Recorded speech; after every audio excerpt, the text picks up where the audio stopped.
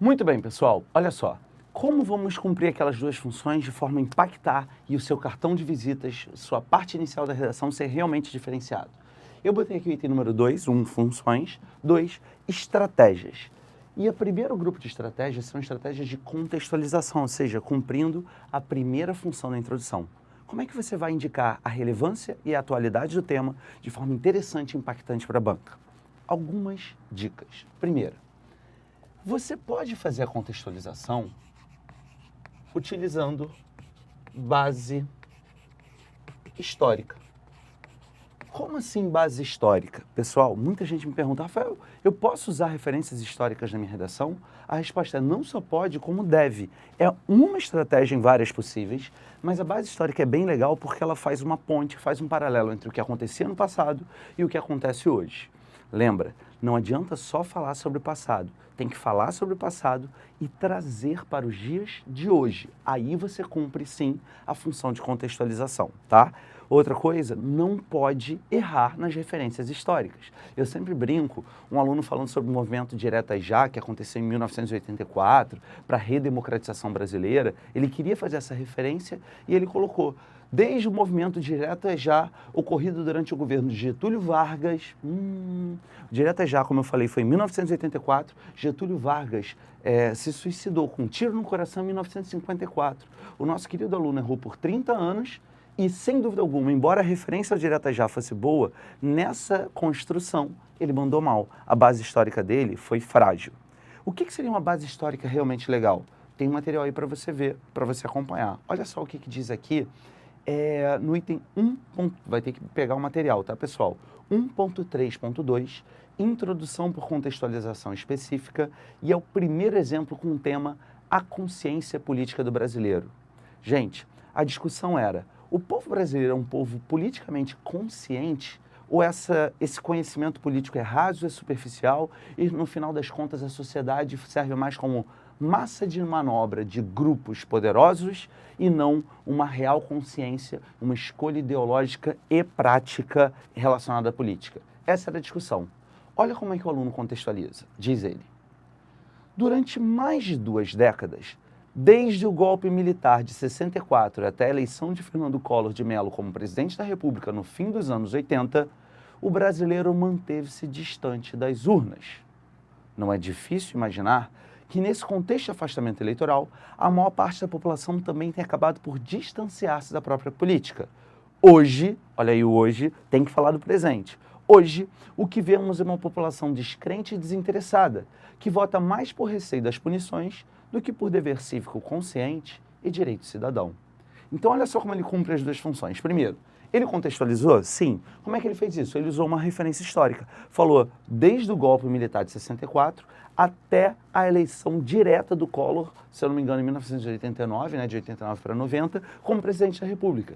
E ao longo desses 25 anos, o povo brasileiro se manteve distante das urnas. É óbvio que, então, por esse distanciamento, é natural que o povo brasileiro não tenha real consciência. E ele deixa isso claro, mostrando qual é a abordagem dele quando ele diz a população vota mais por receio das punições, e aí podem ser punições diretas ou indiretas, né, do que por dever cívico consciente e um direito cidadão.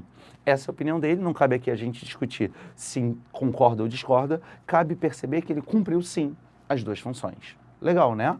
Agora, a base histórica é só uma possibilidade, existem outras. Por exemplo, olha a segunda, eu vou ler a redação e vocês vão me dizer qual é a estratégia utilizada. A segunda é sobre intolerância no mundo contemporâneo. Percebam a diferença, às vezes sutil, em relação à primeira.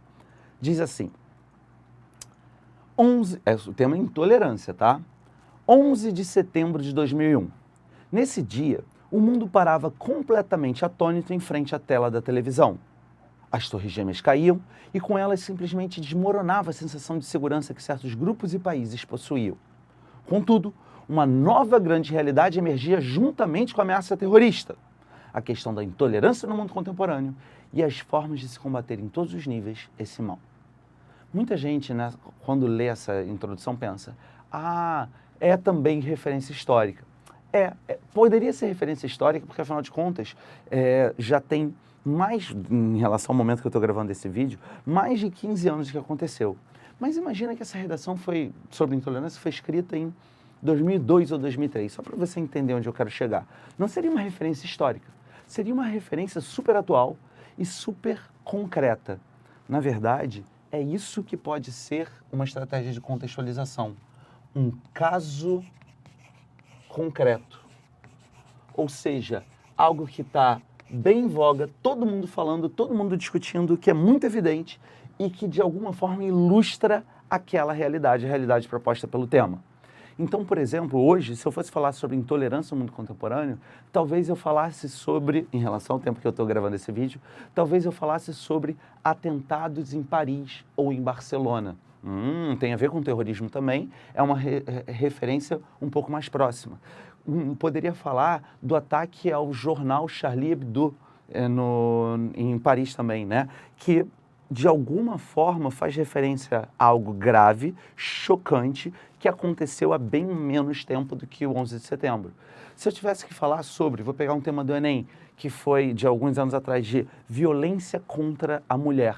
E se eu pegasse uma referência, um caso concreto como da Maria da Penha, isso também seria uma forma de contextualizar e mostrar a relevância daquele tema. Eu lembro de uma redação que falava sobre o uso de drogas. E um aluno, essa redação tem muitos anos, mas é legal a referência. Um aluno começou assim, fazendo até um certo suspense. No passado, ele, só botou ele, era um atleta rico, famoso, querido por toda uma nação e considerado quase um semideus por seus seguidores. Hoje, com problemas de peso, vive às voltas vive em clínicas para dependentes de drogas. Este é Maradona. Clínicas para dependentes. Este é Maradona. Isso se deve às drogas. Na época ele estava internado em clínica, por isso que eu falei que já faz bastante tempo. Olha que caso concreto legal.